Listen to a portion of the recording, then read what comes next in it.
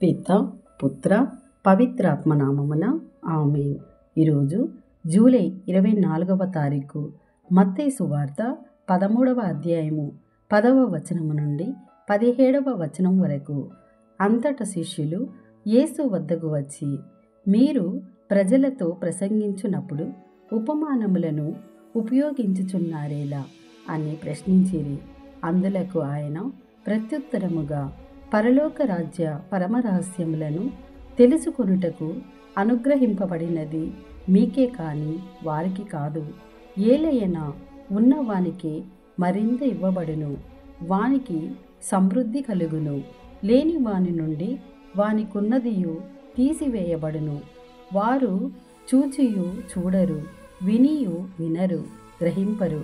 కనుక నేను వారితో ఉపమాన రీతిగా మాట్లాడుచున్నాను అని చెప్పెను.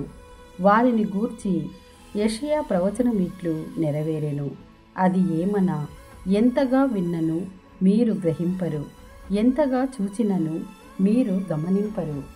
ఏలనా కనులార చూచి చెవులార విని మనసుతో గ్రహించి హృదయ పరివర్తనము చెంది నా వలన స్వస్థత పొందకుండునట్లు వారి బుద్ధి మందగించినది.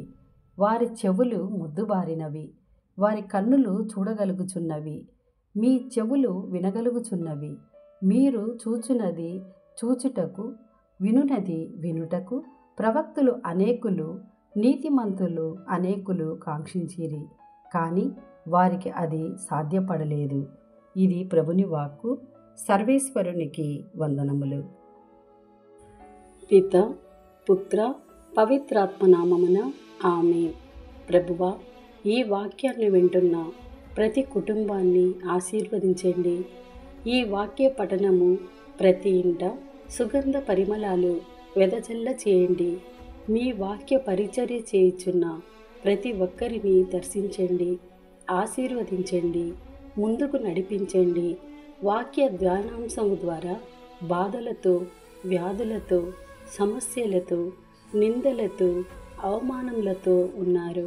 వారినందరినీ దర్శించమని యేసు నామములో అడిగి వేడుకుంటున్నాం తండ్రి. ఆమేన్.